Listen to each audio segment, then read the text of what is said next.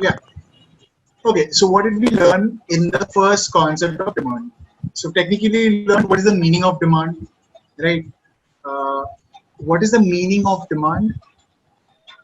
The meaning of demand means the quantity of goods and services that a person desires to buy that and has the ability to buy that and also has the willingness to use this ability to buy the product or service, right? So if any person has these three things, a desire to buy anything or any good or service, the ability to buy that good or service, and the willingness to use that ability to buy this desire, to fulfill this desire.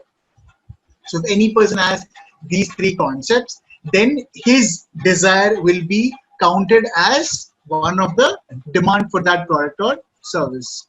So what was the example? Um, the beggar example. The beggar also requires good clothes, good food, right? Whatever good items are there, right? So there is a desire for the beggar, but there is no ability for the beggar to buy all of this stuff, right? So his desire won't be counted as a part of the demand for that product. For that product, they're counting, right? So what? So whom will be considered as a demand for this mouse? Any person who has a desire to buy this mouse, any person who has the ability to buy this mouse. What is the ability? If you have money, that means you have ability to buy that mouse, right? And what is the willingness to use the ability? That means you have money and you're willing to use that money to buy this mouse. And when you have all of these three, desire, ability, and willingness, then you're considered a part of the mouse's demand. Got it, all of you?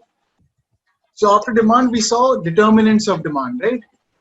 What are determinants, Bhavani?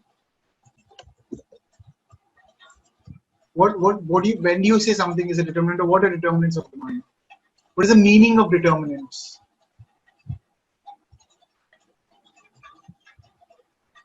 Are you speaking and I'm not listening, or it's not audible at all? Sir, Yeah, the determinants means the things which affect the demand, which affect. exactly, exactly, Bhavani. Determinants are all those things which affect the demand, which influence the demand, or which build the demand, right? So there are many factors that will affect a demand. Let me give you a quick, like, uh,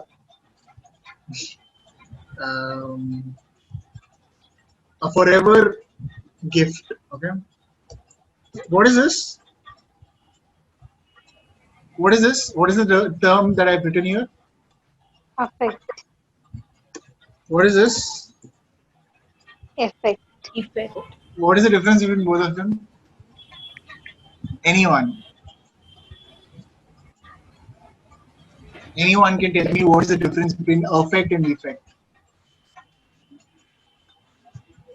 Just try anything. I'm gonna tell you any which ways. Just give me any random bullshit also. It's fine. Any joke also is okay. Effects are the impacts which will happen, sir. Which And effect? A or effect is E? the cause. What is A and what is E?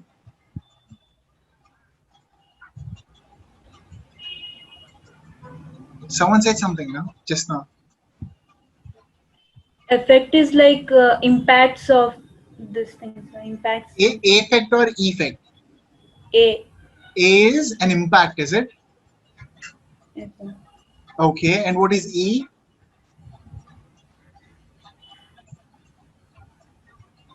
Solma. Cause. Cause. E is the cause. Okay. Sir, realize. Sorry? Realize. Yeah, try. It's fine. Affect and effect.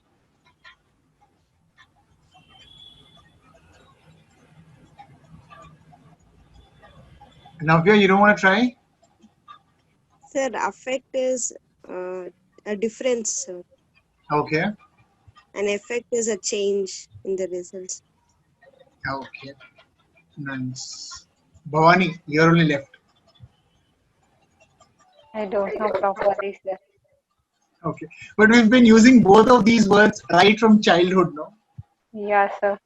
Irrespective of the fact that we don't know the meaning of or the difference between both of them, we're just using them whenever we want and however we wish. So I'll tell you the difference between affect and effect. Affect is any input, anything that is going in that, and effect is the result. So you're affecting the plant is that you're giving it water, you're giving it sunlight, right? So the sunlight affects the plant, the water affects the plant, the food that we give to the plant affects. So this is all affect, and the result, the effect is that the tree grows, the plant, the seed grows into a tree. So effect is all the inputs into something, right? And effect is the result. Affection, we say affection, no? Parents have affection on us. That means it's only input, all that they're giving us, right? And the effect is that this guy turned out to be an asshole, right?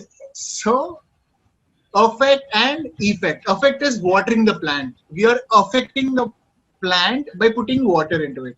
And the effect is the tree, the fruits, the result. Got it? The carbon dioxide, high pollution is affecting the atmosphere, and the effect is the, what is that called? Ozone layer, depletion of ozone layer. We've all heard this, no? Huge carbon dioxide emissions into the atmosphere is depleting our ozone layer, right? Right from 7th class or 6th class in our science, we've studied this. Carbon emissions, ozone layer depletions, greenhouse gases. Ever heard of these terms? Yeah, thanks. Right. So the effect is, so the effect of carbon dioxide being, supply like emitted into the atmosphere is affecting the ozone layer. So effect is any input and the effect is the result, macha. Machi. All of your machis here. Yeah. So effect is the input factor. Anything that we are giving it, right? And effect is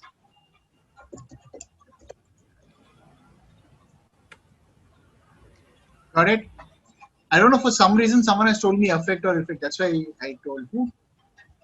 Yeah, Me, whoever sir. explained. Yeah, Navya, is it? No. Bhavani, sir. Bhavani was explaining me what are the determinants of demand. So Yes, she's sir. like anything that affects the demand. Now tell Bhavani, is that affect or effect? Effect, sir. Sorry, Effect. effect is it? Yes, I sir. think it is affect now. Hmm. Price is affecting the demand. Price of the related party is affecting. These are all inputs, right? All their influences are inputs, and the effect is the demand of the product. Then I told correctly, sir. You told correctly then? Yes, sir. Okay, nice. So the demand of any product is the effect of all the things affecting the product. Got it? And what are all the things affecting the product is? Okay, Afreen, sorry for this, but determinants of demand, right? So when you're talking about determinants of demand, it is that how is the demand of this product determined? And how do you determine something? Like we said in the earlier class, you determine whether something is a tree by looking at it. Okay, this has a branch, this has green leaves, this has fruits, flowers, right? So all that things it is made up of will help us in determining what that thing is, right? So determining is exactly like Bhavani said, seeing what all things that is it of or what are things that is affecting this product, right? So what are all things? What are all the things that is constituted of of anything? So in demand, what all things are there that will affect the demand of a product or a service? Yeah. So determinants of a demand determinants of demand of the product or service. Nice, Macha. So what is the first thing anyone wants to tell me? Fadafat? Price of the commodity. Yeah. So how is the price of the commodity affecting the demand of a product? Like we just said, the price of the product will determine whether it will have huge demand or less demand. So popularly or naturally, if any product has high price, then its demand will be low. Decrease. And if any product has low price, its demand will be very high, right? So definitely in the first place, the price of the product will itself determine its demand, right? The first thing I'll see whether I want to buy something. If I want to buy a car, if I want to buy a car and I see a Lamborghini price tag, then and there I will decide not to buy that because the price of the product is such that it's not helping me making a demand for the product, right? So first thing that is going to affect any product or any service is its own price. The second thing, ma'am, Price of related commodities. Price of the lovely, the related price of goods. the related goods. So now assume if I had money to buy that Lamborghini car, now I'll see the price of the related goods. Um, what example if we use that in iPhone, no? Yeah, assume the product is iPhone. Android Yeah, phones and right. iPhone. Assume the product that we're dealing is iPhone. The first thing that I'm going to see whether I'm a demand for that iPhone or not is the price of that iPhone. Oh, the iPhone price is 1,10,000. iPhone XR. Nice, cool.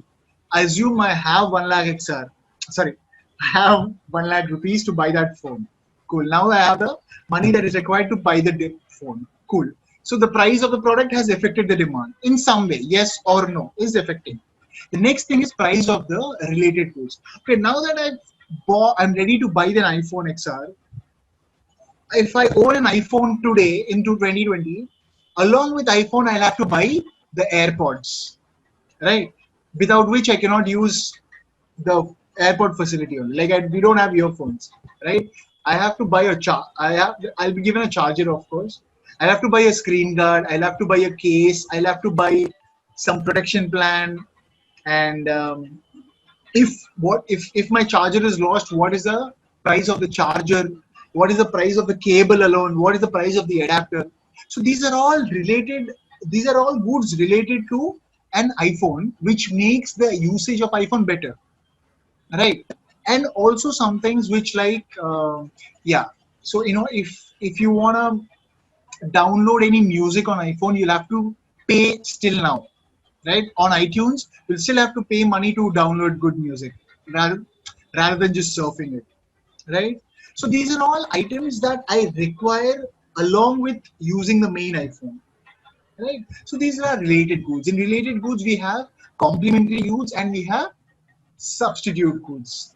Remember, complementary goods are those which will go along with the main usage of the phone. Okay, I am using a phone, the charger is a complementary good, right? But what is a substitute? A substitute is anything which acts for the same purpose, right? You technically don't, so the iPhone charger will also work for charging, and also any iPhone charger that I get in the market, not only from the Apple store, any duplicate iPhone charger is also will help me in putting my charging, right? So substitutes are those which can help or which will exactly play the same role.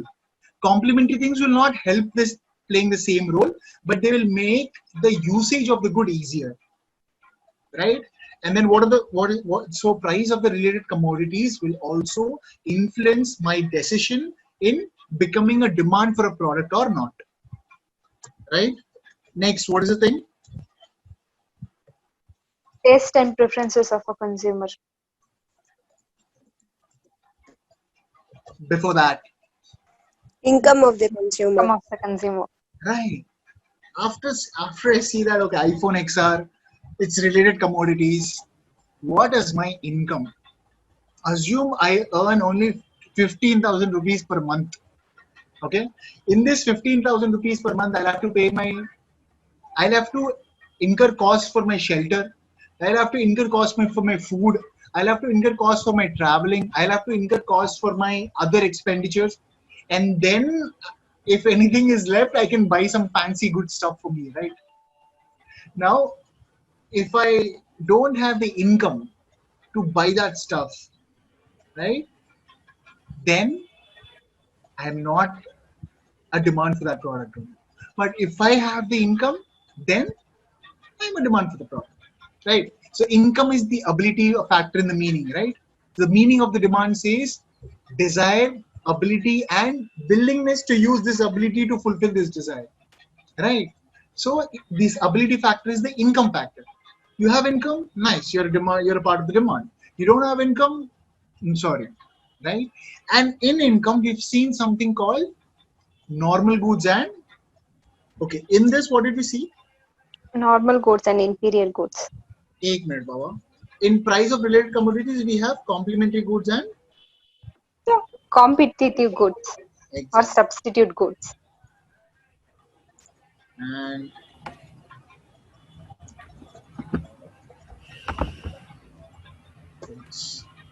then in the income of the consumer, we learned some other things.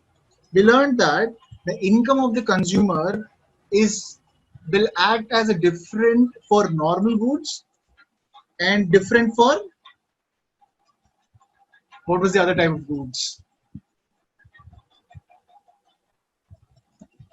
Inferior goods. Lovely. Right. So, Afril, check this out. What are normal goods?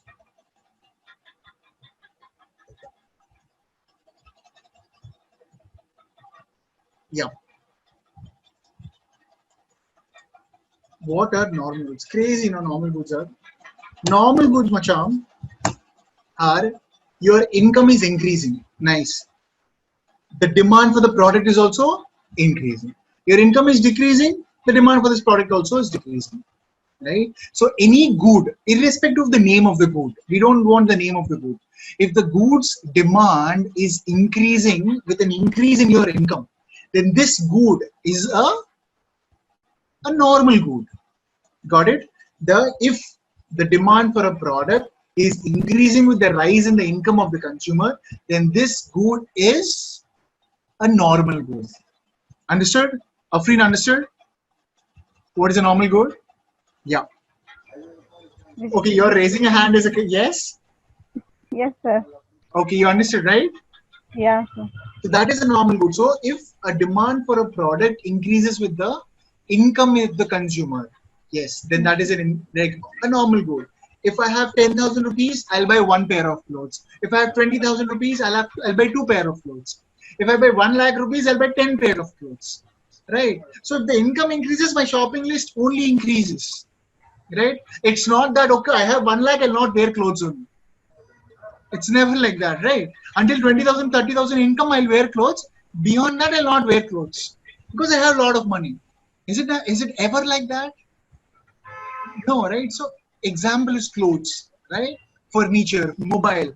I have 1 lakh rupees, I'll buy an iPhone XR, right? I have 50,000 rupees, I'll buy some OnePlus or Samsung, any other stuff, right? Yeah. And then, so those are normal goods. Goods whose demand increases with increase in the income of the consumer, right? Then something happens, something with inferior goods happens, right? So what was the example? My income increases, the demand increases. My income still increases, my demand still increases. My income still more increases, the demand for this product which has been increasing along with my income will decrease. So what happened? From 0, my income increased, the demand increased. Income increased, demand increased. Income even more increased, demand of this product decreased. These are inferior goods. Right? When I don't have money, I used to buy 20 kgs rice. When I started earning money, will I buy the same more of 20 kgs rice or a better quality rice? Right? So when my income is increasing, if I'm shifting to another quality of goods, right? So the previous quality whose demand fell down when my income increased, that 20 rupees kg rice is an inferior food. That is a cheap quality good which I don't want to buy if my income increases. Right? But when I didn't have a lot of income, that was the only stable food I had. We're not talking about whether that's bad or good. We're just differentiating between goods and human psychology. Guys, got it? So, what are inferior goods? Those goods whose demand falls over and Income. increase in the level of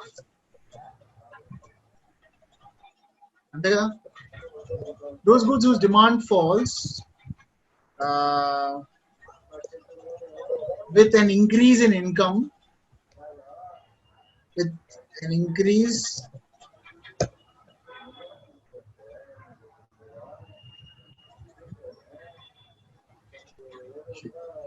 those goods whose demand decreases with an increase in the consumer's income over and above a certain level. Yeah. With an increase in the income over and above a certain level. Correct? Yeah. Sorry. Yeah. What is the next determinant that will determine a demand for a product? We've done price of the commodity, price of the related commodities, income of the consumer, and now Taste and preferences of a consumer. lovely down. Taste and preferences of the consumer. Right.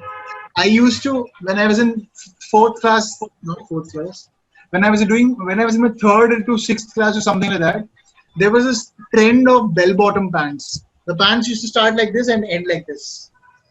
You remember, any of you remember the bell-bottom pants? Yes, Did sir. you watch in old movies the bell-bottom pants? Yeah, sir. Right. So back then at that point of time, people had a taste for bell-bottom pants or had preferred bell-bottom pants. But now people don't prefer bell-bottom pants. Right. Now we want skinny fit jeans, torn jeans, loose jeans, but not bell-bottom jeans. Right. So it's what the consumer is preferring at the end of the day. What is the taste of that person? Does he want Chinese food or does he want South Indian food or does he want North Indian food or does he want Japanese food? What does he want? It's totally, the demand for any product is totally dependent on the taste of that guy. Right? If a person does not have a good taste with Japanese food, the food won't become bad. It's just that that person won't be considered as a demand for this product. Clear? How taste and preferences work? So if the consumers have taste and preference for a certain product, its demand will increase. If the consumers do not have the taste and preference for a certain product, its demand won't increase, would rather decrease. As simple as that. Like that happened to Nokia. Right? I'm not sure if you have seen the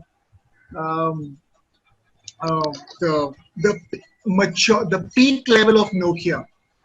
You must have heard jokes, right? There's a Nokia phone which lasts forever, whose charging lasts forever. Nothing will happen to that phone, even we throw it also. Have you heard about that phone?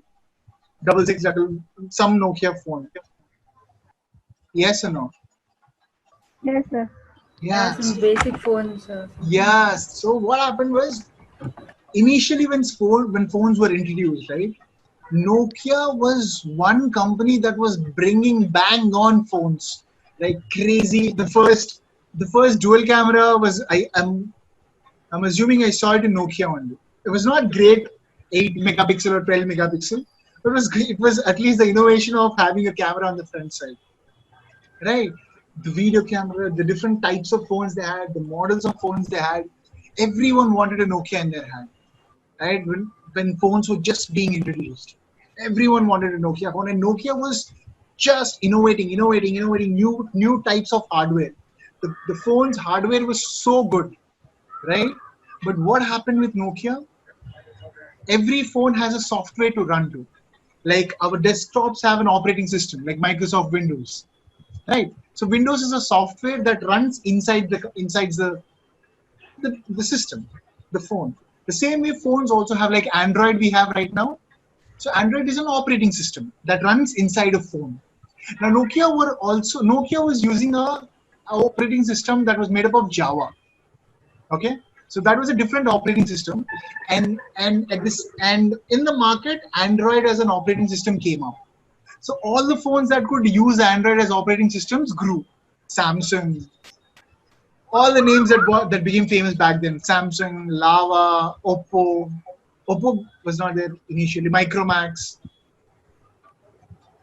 all the phones. Samsung was a super duper hit in Androids, right?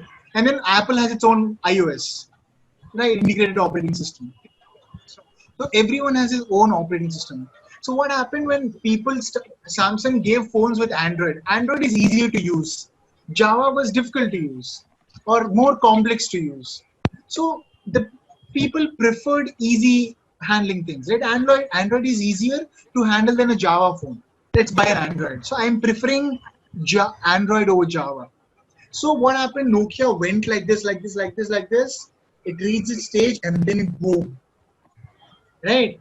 And now it's coming back again with Android. Now Nokia had Android. You remember in between Nokia and Windows were there? Any of you had any Nokia Lumia phone or saw Lumia phone? Nokia Lumia, which had Windows in it, like Windows. Okay, so that was a different operating system Nokia used, right? After Java, they went to Microsoft. They're like, we need a good operating system. So Microsoft gave them a Lumia technology. They used Microsoft operating system and Nokia phones. That didn't run as good as well also. And then they removed Microsoft operating system also. And then they bought Android and they came tagged with Nokia. And Nokia is back on track, right? So it's all the tastes and preferences that will impact the demand for a certain product or service. That's how these things are determining the demand for a product. And that's why these are called determinants of demand. Right, all of you? And the last one, what is the last determinant of Consume expectation. lovely? Can you explain this, Bhavani? What is consumer expectations? Example. Um, Consumer means for example, this lockdown only, sir. Mm-hmm. Yeah, in lockdown they expected they'll lockdown, and in the future they'll not get what food Necessities. or vegetables or Uh-huh. groceries and all. They'll buy in the in before the lockdown only they bought no, sir. They bought And that lot quantities. lot and even for that even the price of the goods also increased for that. So many people wanted to buy then only. Yes, sir. Right. So Even that is what, yeah. sometime people will expect that in the future the price will increase, or in the future price will decrease. So based on that they'll start Today. purchasing. Yeah, exactly. So that's all of it of what consumer expectations is. So Afreen, what consumer expectations or how consumer expectations will affect the demand for a product today, right? Assume today I wanted to go buy onions, okay? And today onions prices today onions prices. What's the spelling of onion? O-N-I-O-N only, no? ON. ONION. Yeah. Yeah. Today onions price is rupees 40 kg. Okay. Now I wanted to go buy onions today. Now there could be two things that could happen. First thing, I am expecting that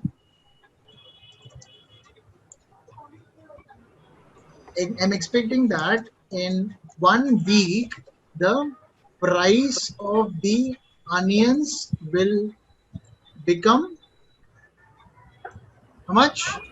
Rupees 80 per kg. Okay. So, Afreen, what would you do if you were expecting that in 1 week the prices are going to become 80 per kg and you want onions today? What would you do? I'll purchase more. You'll purchase more onions today only, no? Yeah. Yeah, purchase more onions today. Right? In the second case, price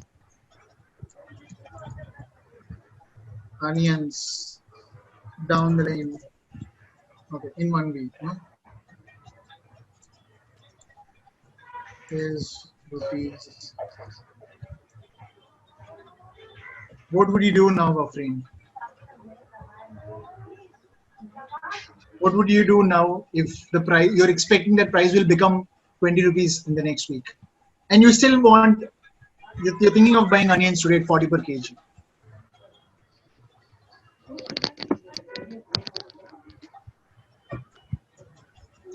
Afreen? Yes, sir. Yeah. What would you do in the second case? Today the price of the onions is 40 rupees per kg, and you want to go and buy onions in the market, and you're expecting that in the next week the price of the onions will become 20 rupees per kg. What would you do? I'll purchase less. So that you can buy more on the 20 rupees per kg day? No, No? Then why are you buying less today? because after 1 week is less price now. That's Yeah, all that's I'm why so that you can buy more at 20 rupees per kg, no? Yeah. Yeah, right? So in this case, you will buy less onions today. So this is how your expectations impacted the demand for onions today. The current demand of the onions were impacted or influenced by Afreen's expectations of what the price will be 1 week from now. If Afreen is expecting that the price is going to be 40, 80 rupees the next week, the demand for onions today will increase. The demands for onions today will increase if she's expecting a higher price tomorrow. And if Afreen is expecting a lower price tomorrow, the demand for onions today will decrease. I would still, if there was no expectations, I had to go buy 2 kgs, right? But after expecting something, I'm either buying more than 2 kgs or I'm buying less than 2 kgs. So that is how the consumer's expectations are also impacting a demand of a product or service. And that's why together all of these things are called determinants of demand. Okay. And then we have some other determinants like size of the population, national income, geographic distribution, and something else. What was that fourth lame shit? Sorry? Consumer credit facility and Consumer credit facility. Yeah. So let's see the next part of the demand concept. Okay.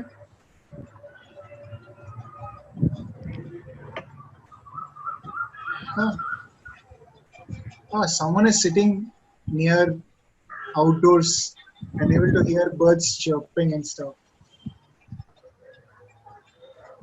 It's Afreen. Afreen, where do you stay? In Bangalore only? Yeah, sir. Which part of Bangalore? In Sarjapura.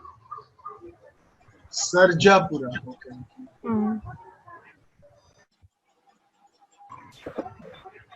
Sarjapura is near to Whitefield only, no?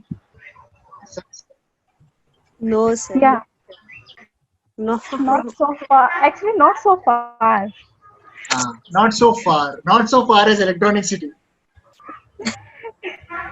Shit. I remember one day I had to go to Electronic City. I was so new to Bangalore. So new that I just knew that it's going to take 1.5 or 2 hours.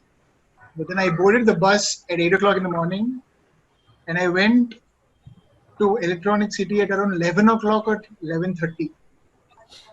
And I was so exhausted in the bus. I missed my stop and I went to somewhere else.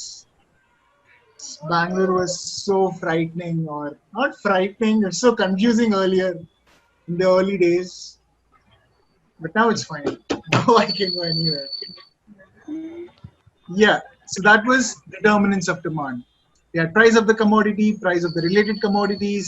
In related commodities, there are complementary goods and competing goods or substitutes. And then we see that the income of the consumer is a determinant of demand. We've learned what is normal goods and what are inferior goods. We've seen that taste and preferences of a consumer also impact the demand. Consumer expectations impact the demand. And other factors apart from these 5 factors that could impact the influence, or that could influence the demand, is the size of the population, the composition of population, like where are people located, like where are rich people, where are poor people, what are this region people, what are the demands of this region people, right? So the demand of flowers in January is so much in South India when compared to North India, right? Because South India in January, there are a lot of festivals, the main festivals that come up to. Right? We have Pongal, Sankranti, right? We have Sankranti in January, which demands a lot of flowers, a lot of fruits, a lot of good clothes, right? During the December-January period, because this is the main festival in South India, right? Sankranti. Is Sankranti the main festival in Karnataka also? Yes, sir. In Kerala? Any Malayalis? No. So no, yes means no. Yeah. So I'm not sure about Kerala, but Tamil Nadu Sankranti is very, very diversifiedly celebrated across Tamil Nadu. And you're saying Karnataka also celebrates Sankranti. I'm from Andhra Pradesh. Andhra Pradesh also celebrates Sankranti as the biggest of the celebrations. Right. So the composition of people or the composition of population. So during this time, this region of the population demands more products or services. Right. That's how the composition of population also sets the demand for any product or service. If you sell, if you price a popcorn 250 rupees in a normal theater, you won't have more demand. But if you sell the same popcorn at 250 in an IMAX or in a very good sophisticated theater, the demand would be high only, That is the difference. What would be the demand of the product depending on the composition of the population? What kind of people stay here, or what kind of people come here? Got it? And uske baad we've seen the law of demand. The law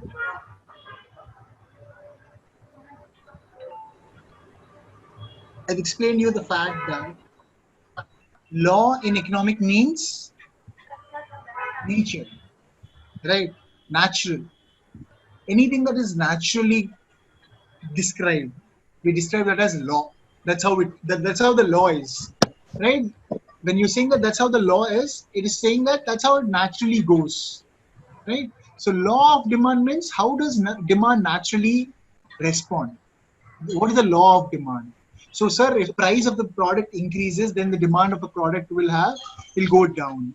Or if the price of the product goes down, then the demand for the product will go up. So this is what he said. The amount demanded increases with a fall in price and diminishes with a rise in price. That's the law of demand. Right? There is going to be a change in demand with respect to there is going to be a change in demand with respect to price. Right. That is law of demand. If the price increases, demand will decrease. If price decreases, demand will increase. That's the law of demand. Cool? Nothing more than that. And we've seen something called demand schedule. What is a demand schedule? It is a table. Yeah, someone wants to tell? Okay, cool. So what is a demand schedule? Is a table which presents the different prices of the good and the corresponding quantity demanded. Different prices of the goods and corresponding quantities demanded. At rupees 5, people want 10 units. At rupees 3, people want 20 units. At rupees 2, people want 35 units. At rupees 1, people want 60 units. So at any table that is showing us the information with regards to the price of the commodity and its corresponding quantities demanded at different points of time is called demand schedule. Navya, Nida, Bhavani, I have your attention. Are we going cool? Yeah, sir. Yes, sir. Yeah. Navya too? Yes, sir. Okay, Navya. And then what is the demand curve? The graphical representation of this demand schedule. This one. So the graphical representation of demand schedule is nothing but the demand curve. Understood? Yeah. And then we had something called market demand schedule. What is market demand schedule? It is also a table. Yeah. Yeah. Sum of individual demand. Lovely. The sum of individual demand. Right. P required at 5 rupees 10 units, at 4 rupees 15 units, at 2 rupees this, 2 at 1 at this. Right. Q on the other hand demanded 8 units at 5 price, 12 units at 4 price, 17 at 3, 25 at 2, 35 at 1. R demanded 12 units at rupees 5, 23 units at rupees 3, and 45 units at rupees 1. So what are we talking when we are talking about demand or market demand? So at rupees 5, what is the market demand, sir? Right? At rupees 5, the market demand is 10 of P, 8 of Q, R, 12 of R. So at rupees 5, 30 is the market demand, and 5 and 10 is the P's demand. Got it? And together, if you plot this on a graph at 5 rupees 30, see at 5, 30 units, at 4, 45 units, at 3, 60 units. So if you plot this information on a graph, that becomes a curve. And this is a market demand curve. Clear? All of you? Yes, sir. Lovely. And then we're going to see something today. This is a new concept that we're learning today. That is rationale to the law of demand. And what did we say? The meaning of rationale is?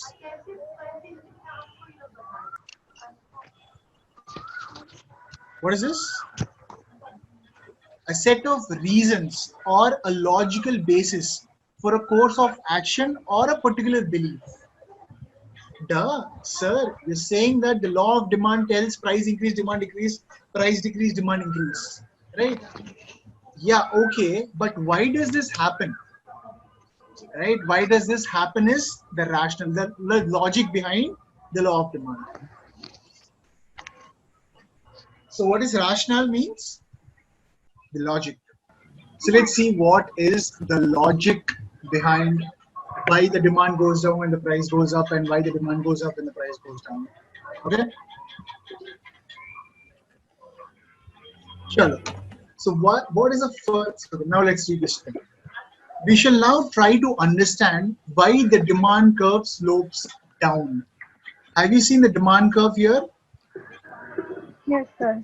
Sloping down. It's starting from here and it's sloping down, right? And so anytime it only works like this. If the price is becoming from 1 to 5, from 1 the price is here and it's going to 5. It will only move in this line only, no? From 5 to 1 or 1 to 5. It will only move in this line. So it always has a downward sloping curve, which means that they're inversely related to each other, price and demand. So why is that the law of demand? Or yeah. So we shall now try to understand why demand curves slopes downwards. Different economists have given different explanations for the operation of the law of demand. Sorry. Yeah. The first thing is the law of diminishing marginal utility. How many of you know what is diminishing marginal utility? I know. All of you know? Navya, do you know diminishing marginal utility? Sir, I have read in PUs. You have read in PU. So there is reading, there is learning, and there is knowing. So did you read or did you learn or did you know? You read only. 3 also I have done, sir. I didn't learn enough. You learned nothing You last didn't learn, but you read law of diminishing marginal Mm, utility. the consumer are utilizing the product one after another with not gapping. That call. If the Ah, consumption nice. increases, Yeah, something like that. Almost something like that. Bhavani. When a consumer goes on consuming a particular product one after the other without giving any gap, the utility from the product will reduce. Nida. if the consumption increases, the marginal utility uh, of the product will decrease. Absolutely true, guys. All of you are totally As correct. additional unit will increase. Exactly. So if you keep on consuming an identical product with not no gaps, Bhavani, with equivalent gaps, right? If it is 5 hours, every 5 hours. If it is one day, every day, right? So it's with equivalent gaps. If you consume something, right? The utility you derive from every additional unit of consumption goes on diminishing. That's what the law of diminishing marginal utility tells us. Right? Again, see, the law here means natural way. It's nature. So naturally, if you consume something, keep on consuming something again and again and again, the utility you derive from additional product keeps on decreasing. The first mango gave me 10 units of satisfaction. The second mango gave me 8 units of satisfaction only. Even though total satisfaction is 18, but the second mango gave me only 8 units of satisfaction. The third mango will give me only 6 units of satisfaction. The fourth will give me 5. The fifth will give me 2. The sixth will give me 0. The seventh will give me -2. Right? So the additional utility I derive from each additional unit keeps on diminishing. Right? And the very first reason why the demand curve is downwards or the law of demand takes place is due to law of diminishing marginal utility. Now we've learned what is law of diminishing marginality. Let's see why and how will this impact the thing. Sure. Okay, what is this saying? The operation of diminishing marginality and the act of the consumer to equalize the utility of the commodity with its price results in a downward sloping demand curve. What is this first thing? The operation of diminishing marginal utility. What is the selected lines meaning? Operation of diminishing marginal utility. What is the operation of diminishing marginal utility? If you keep on consuming, the utility you derive from the additional product keeps on decreasing, right? That is the operation of diminishing marginal utility. Then, and what is the act of the consumers to equalize the utility of the commodity with its price? No one, on the other hand, what is the consumer trying to do? If I'm giving 10 rupees to buy this bottle, then the minimum satisfaction I want from this bottle is also 10 units of satisfaction, no? Right? If I pay you 10 rupees and you give me 20 units of satisfaction, I'm more than willing to happily accept that. Right? But if I'm giving you 10 rupees and you're giving me any satisfaction less than 10 units of satisfaction, that's a bad deal. And would I accept that? Would I accept 5 units of satisfaction for 10 rupees? Assume 1 rupee is 1 unit of satisfaction. Okay? Now I'm paying 10 rupees or you are paying 10 rupees and you're getting only 8 units of satisfaction. Will you be happy or do you want to make that deal? No. No, right? So the second line is saying that the act of the consumer to equalize the price and the satisfaction or the utility, right? So on one hand, we have the operation of diminishing marginal utility. On the other hand, we have the act of this consumer that he's always trying to get the most of the benefit for the amount he paid. So there are two things parallelly coexisting. Right. So how is this affecting the law of demand? Let's just see.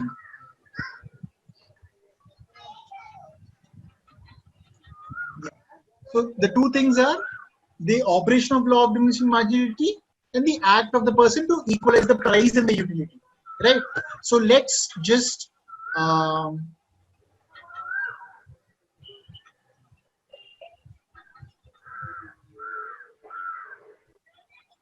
so we'll have few lines that goes like this. And what do we have here? Assume the first thing is number of units. Okay.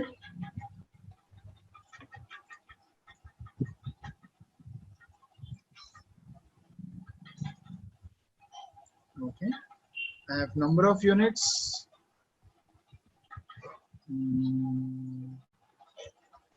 Total utility.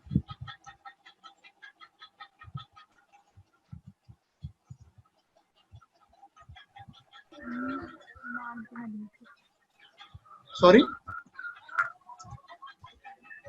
Marginal utility. Right? Yes, sir. Okay.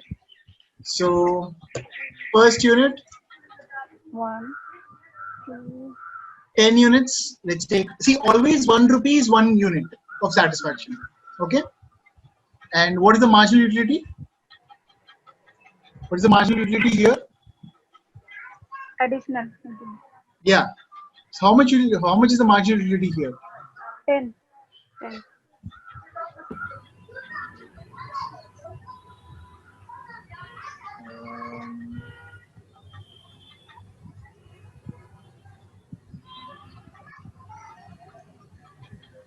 How much is the marginal utility here? The 8. 8. You understood why it is 10 here, guys? Less 18 minus 10. No. That is 8, no? 18 minus 10 is 8, no? How is it 10 here in the first At the place? starting, it's at the Yeah. starting, so the total utility. From 0 to 10 it has increased, no? Yes. Exactly. So from 0 to 10, from 0 utility to 10 units of utility. Love. And so that goes with 3, that goes with 4, that goes with 5, that goes with 6, right? Enough, more than 6 is enough. So let's just keep them in line.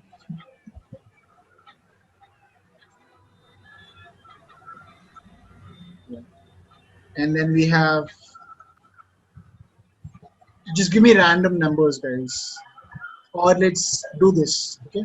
Let's fill in the marginal utility first, and then we'll cover that. 6, we have 5, we have 2, we have 0. Or let's just change stuff.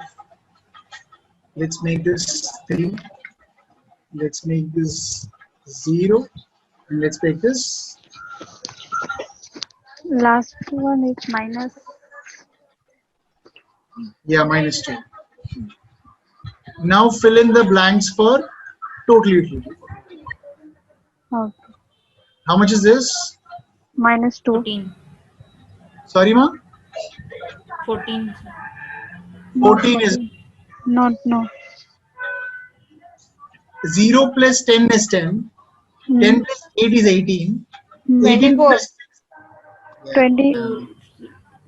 22. 24. 18 plus 6 is 24. 4. This 24 means 27.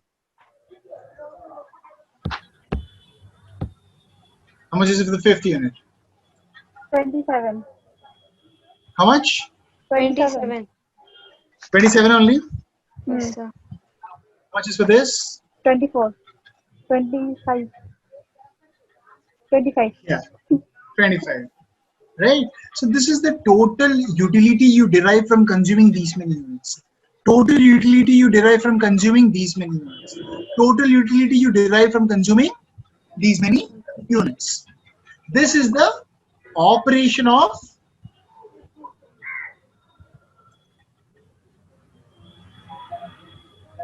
Diminishing marginal utility. exactly. Right. Lovely. Now, if this thing is the if this thing is the operation of diminishing marginality, what was the other thing we had? The act of the consumer. So the consumer will act in a certain way. What is that certain way? To equalize the utility of the commodity with its price. Right? So to equalize the utility of the commodity, not the total consumption. So what is the consumer always trying to do? He is always trying to match the price and the utility of the commodity. Okay. Now he's getting assumed, right? So the price of the commodity will assume is same for a while. Okay.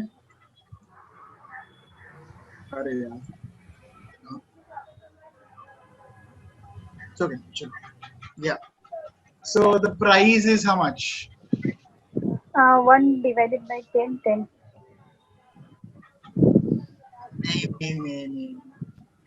No. That the price is 5 rupees. Okay. 5. Okay. It's all together. It's all the time 5 only for all the things, right? Now, what is the consumer's act is about? To equalize the utility and the price, right? So if you're paying 5 rupees and you're getting 10 rupees of satisfaction, will you buy that thing or not? Again, sir? If you're paying 5 rupees and you are getting 10 units of satisfaction, will you buy this product or not? Will you buy the first product or not? Yes. Yes. Again, you're spending 5 rupees and now how much you're getting? 8. 10. 8. 8. Will you still buy this product? Yes, sir. Yes. Now you're spending 5 rupees and you're getting 6 rupees of satisfaction. Will you buy this product? Yes, sir. Yes. Will you buy this product? Yes, sir. Yeah. But now you're spending 5 rupees and you're getting only 3 units of satisfaction. Now will you buy this fourth product? No, sir. No. No, sir. Why will you not buy this fourth product?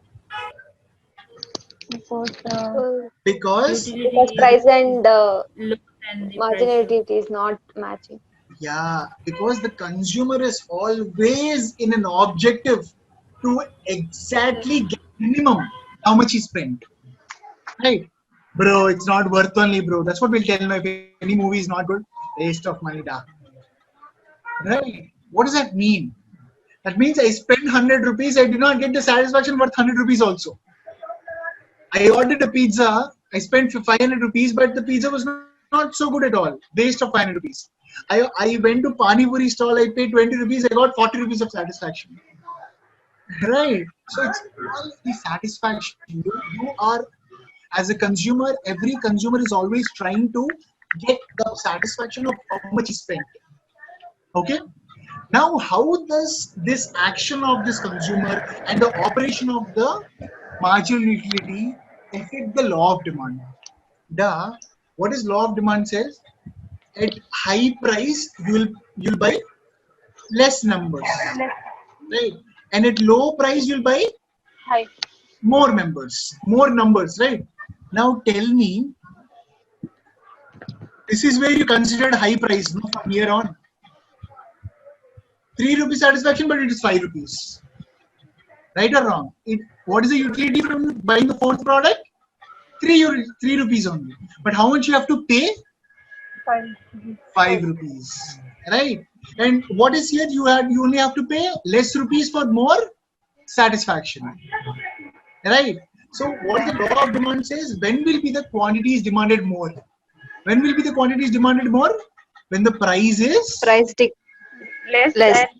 yeah, when the price is lower than the satisfaction we derive. No? Yes, sir.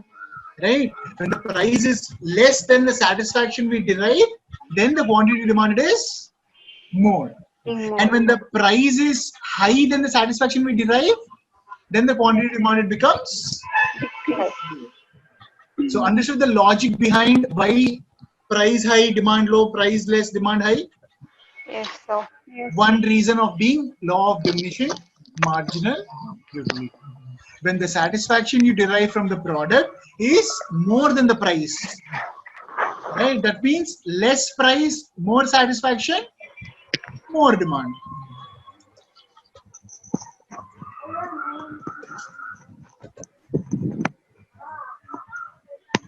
Got it, all of you? Right. Yeah, here it is high demand. What about here? High demand or low demand? All of you. For the second stage, high demand or low demand of product? High demand. High demand. High What about demand. this? High demand. High demand. This? Low demand. High. Low. Okay, sorry. Low demand. This? You're Low. spending 5 rupees and You're you're not not getting getting. anything. I'm not You're getting. not getting. Low demand No demand. or no demand? Low or no demand? No demand. No demand. I would say it's low demand because even though I did not require certain products, I still bought them.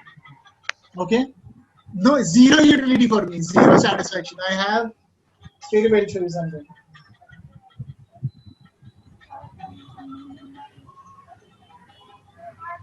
Okay, you see that poster there? Yeah. Okay, I have bought 5 posters in one go. Okay, and I bought them around like what, 4 years or 3 years back when Deadpool first got released. No, then I got that posters. So I paid money and I had no satisfaction unless I used it. Right? So zero satisfaction, but that still got demand. No, even though people did not use it, but people bought it. Right? The same would be times where we buy stuff and we don't use them. So they will still have low demand. Right? And this,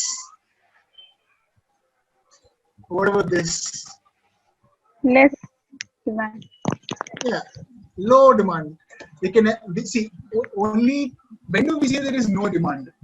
We say there is no demand when there is no desire, when there is no ability, and there is no willingness to use that ability to buy this desire. Then we say no demand, right? But as long as it has all of these 3 things, we don't say that any product has demand. But keeping all that aside, the first logic behind the law of demand is the law of diminishing marginal utility. And how does this affect the law of demand is that the law of diminishing marginal utility operates in a certain way and a consumer acts in a certain way, right? And when the consumer is acting in satisfying or when the consumer acts to equalize the satisfaction he gets and the price that he pays for, you see that whenever he's getting high satisfaction at low price, he's having high demand. High satisfaction at low price, still high demand. High satisfaction at low price, high demand. And as soon as the price or the utility that you derive from the product is less than the price, then the demand keeps on going down. From here to here also the demand must have come down. No? Here, how much is the difference? Here, how much is the difference? You're paying 5 rupees and how much is the surplus you're getting? 5. 10. 5 more. 5. 5 is a surplus. How much is the surplus here? 3. 3.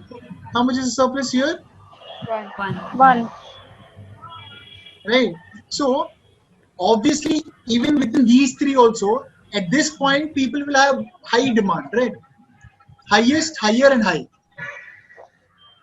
Right or wrong? So this is still going to be highest among these 3. This is going to be higher than this, and this is higher than all of these things. Right? So this is how the law of demand is having a logic of, or law as demand is being influenced by the law of diminishing marginal utility. Understood? Lovely. Then we'll see what is the next thing that is impacting the law of demand, or that is becoming a logic for law of demand. This is called price effect, it seems. What is price effect? Nida, you want to read this thing? Yes, sir. The total fall in the quantity demanded due to an increase in price is termed Yeah, read down.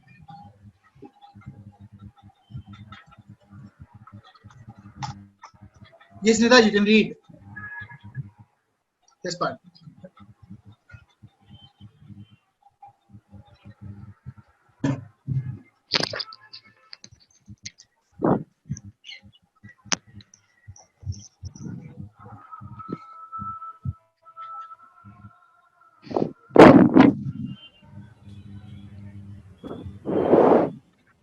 Rohani, you want to read? Yes, sir. The total fall in quantity demanded due to an increase in price is termed as price effect. The price effect manifests itself in the form of income effect and substitution effect. Yeah. Navya, can you only read this for me? The fall in quantity demanded due to an increase in price is termed as price effect. Afrin, did you understand what is that? Yes, sir. All of you understood what the line that is selected telling us? yes, sir. The total fall in quantity demanded due to an increase in price is nothing but the price effect. Right? We are saying that when price increases, demand goes down, right? So the total fall in quantity due to an increase in price is the price effect. Okay. Then this price effect manifests itself in the form of income effect and substitution effect. What itself is price effect? How much quantity did the demand fall only with the increase in price. See, the demand could fall with the change in the price of the related goods. The demand could fall with the change in the income. The demand could fall with the change in the taste and preferences. The demand could change. The demand could fall with the change in the consumer expectations. Anything can affect the law of demand, the fall of demand, right? But if the demand is falling due to the increase or decrease in price, if decrease in price, demand won't fall. No? So the demand falling due to the increase in price, that is nothing but price effect. Any other factors the demand is falling, we don't call it price effect. Clear? Now, this price effect manifests itself in the form of income effect and substitution effect. What do we see? We'll see that. So what is the substitution effect? When the price of a commodity falls, it becomes relatively cheaper than other commodities. The result is that the total demand for a commodity whose price has fallen increases. This is called substitution effect. What is it, Ellie? When the price of a commodity falls, it becomes relatively cheaper than other commodities. The result is that the total demand for a commodity whose price has fallen increases. This is called substitution effect. Let me give you a beautiful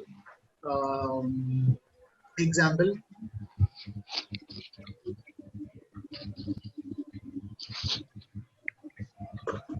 Okay, I use,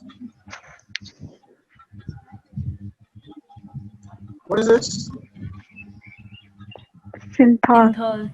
Yeah, synthol. I use synthol soap, and my brother uses, assume, I don't know what my brother uses. Yeah, he must be using this one because घर के लिए एक ही सामान खरीदते हैं ना लोग, तो 4-5 आइटम नहीं खरीदते हैं.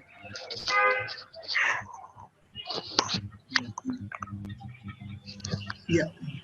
So what is this substitution effect? Lovely. So we have synthol and name another soap, Lux. Yeah. Now the price of synthol is rupees 25. Okay. The price of Lux is rupees 25. 30. Let's keep 25. Now, what happens when the price of Lux becomes rupees 30?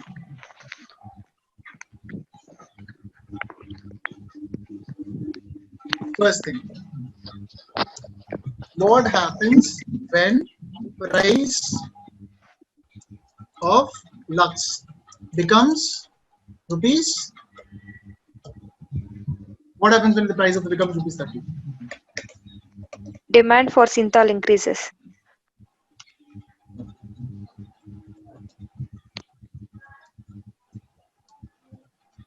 So, Bhavani, if you were using Lux, right, would you substitute synthol with Lux or not? Yes.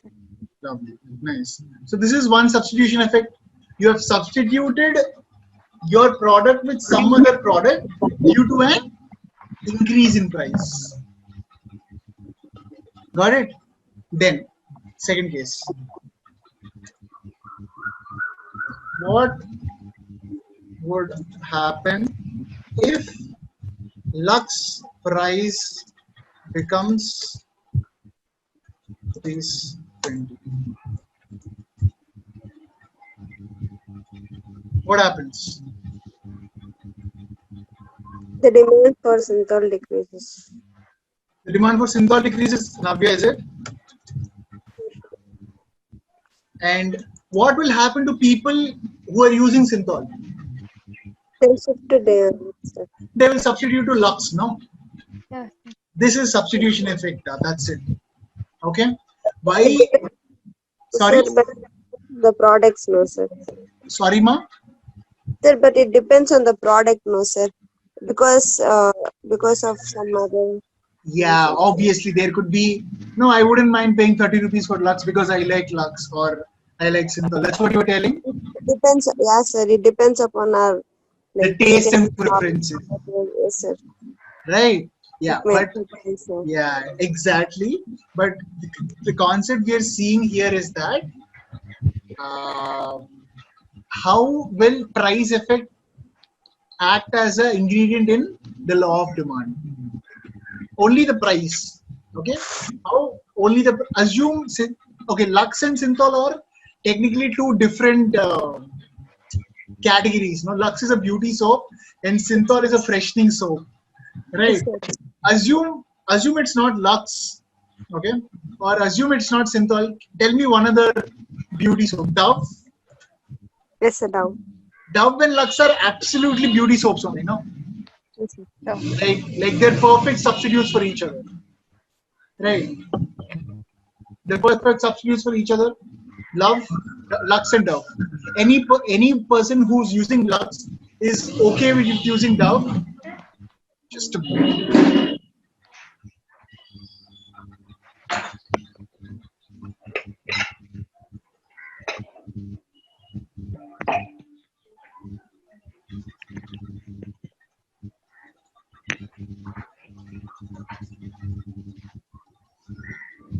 Yeah.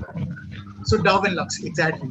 So if assuming two commodities that are equally substituted with each other and the price changes, then the substitution effect happens, right? And if the price of the commodity is increased, so what does this thing have to tell us here?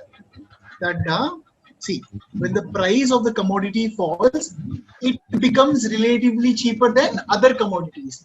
When the price of Lux was falling, it became a better alternative for other commodities, right? So people who are not buying Lux also are now buying Lux, right? So when the price of a commodity falls, it becomes relatively cheaper than other commodities. The result is that the total demand for the commodity whose price has fallen increases. This is called the substitution effect, right? So how the price increase will increase the demand? Because when the price of a certain commodity has fallen down, it is now cheaper than other substitutes. And now when it is cheaper than other substitutes, more people would want to buy Lux rather than Dove. Clear? All of you? What is the substitution effect and how here also price increase demand, price decrease demand increases. See, how do you test the logics? At the end of the day, the price increase, demand decrease, price decrease, demand increase, logic is working or not. In substitution effect also it's working. The price is decreasing, the demand is increasing. Why is the price increasing the demand? Because this is becoming a cheaper alternative. That is the reason why price effect is also logic for law of demand. Clear?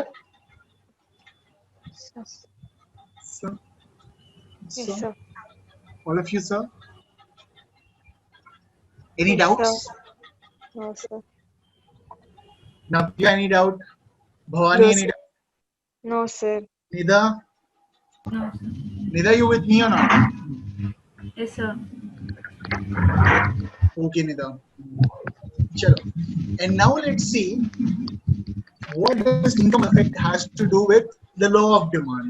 Okay, so when the price of a commodity falls,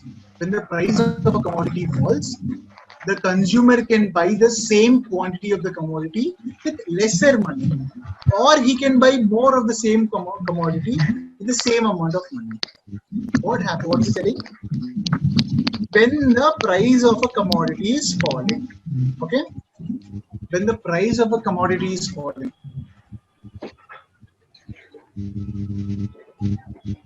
sorry,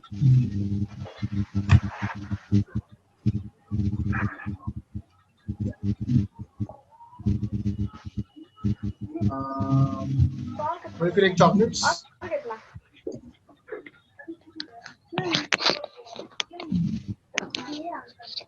Okay, one 5-star is rupees 10 only, no? Yeah. So when the price of a commodity falls, one 5-star is becoming rupees 8 or 5. Okay. The consumer should, the consumer can buy the same quantity of commodity with lesser money. One 5-star was 10 rupees and now it became rupees 5. One thing is that he can buy this one 5-star at less money, with less money, or he can buy more of the same commodity with the same amount of money. So what is happening in this case? If the price falls to rupees 5 per chocolate, we can buy one chocolate at rupees 5 only, or two chocolates at rupees 10, or same money. Understood this? Understood the meaning of the sentence? What he was trying to tell us? If this is the situation, and if price has fallen to rupees 5 per chocolate, what is it? What is the change in the situation now? We can buy here one chocolate. One 5-star is rupees 10, and if the price of the 5-star falls to rupees 5, two things can happen. One thing, I can buy this one chocolate at lesser money only, or with this same money, that is 10 rupees, I can buy more chocolates. Got it? Now what that has to do as income effect? What has that has to do with income effect? So he's saying that consumers' real income of purchasing power increases. Thus, the demand for that commodity whose price has fallen increases. This is called the income effect. What is he telling?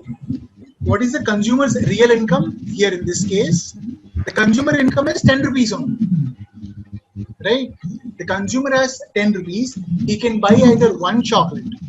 And now when the price of the commodity fall and he has same rupees 10 rupees as income, he can either buy two commodities. Now he can buy two commodities with his income, or buy the same commodity with less price only.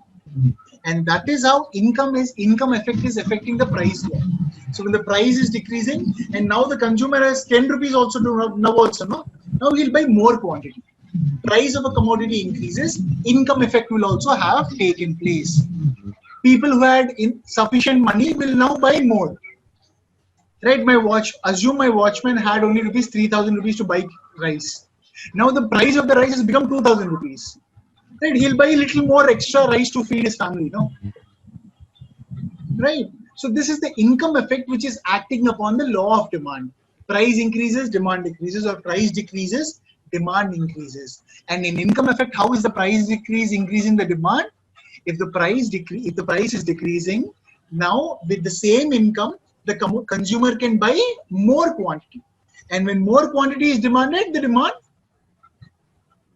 increases. Logic or not? Income effect. Understood the logic of income effect or not? All of you. Yes, sir. Bhavani, Nida, Yes, sir. Navya, clear? All you have to see is whether the logic, price increase, demand increases, is fitting or not. Whatever the reason this guy gave is correct or not. Right? He gave one reason for law of diminishing marginal utility, remember? He said that there is some reason, and due to this reason, it is acting as a logic. In price effect, substitution effect, what is he telling? Due to the price decrease, people will substitute me for other products. If my price decreases, people will substitute me for other products. That's why low price, high demand. And in income, what happened? When my price increases, people with the same income can buy more of me. And that's why if my price increase, my demand will increase. My price decrease, my demand will increase. Clear? Yes, sir. Lovely. If that is the income effect, what is this new logic behind price decrease and demand increase? Okay, let's see. When the price of a commodity falls, more consumers start buying it because some of those who could not afford to buy it earlier may now be able to buy it. When price decreases, why will the demand of a certain product increase? Okay, but that is the question. When price decreases, why will the demand of a certain product increase, of that product increase? Because when price decreases, more people want to buy it. When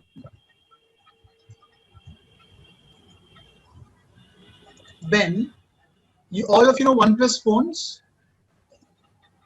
OnePlus mobiles, yes or no?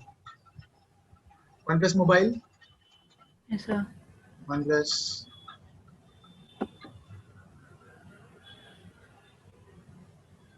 Guys are okay? Yes, sir.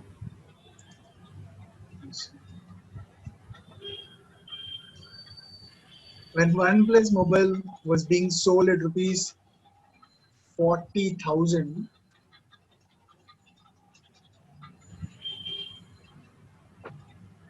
I had a desire to buy that phone, but no ability. Right? So I'm not a part of demand of OnePlus. Like me, so many people were not a part of demand for OnePlus, right?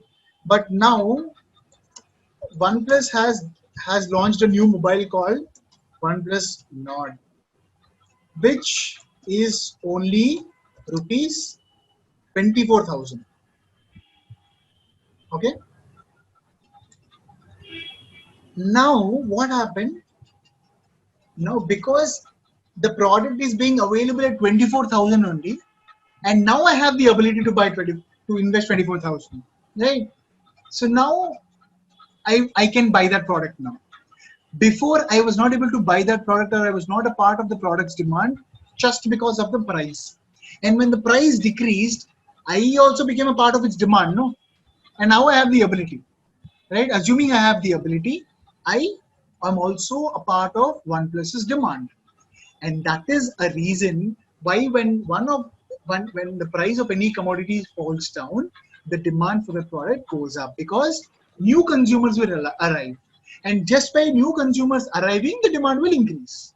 Demand will increase or not? Yes, sir. Lovely. So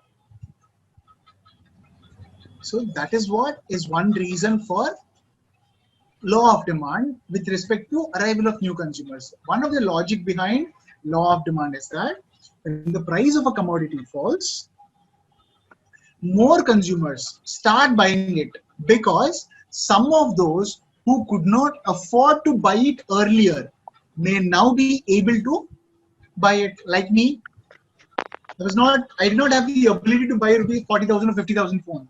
I was okay with 25,000 phone. And now that the phone is available at 25,000, will I not be wanting to buy that phone? Yes. So that is how when the price increases, the demand for that product also increases. One reason being arrival of new consumers.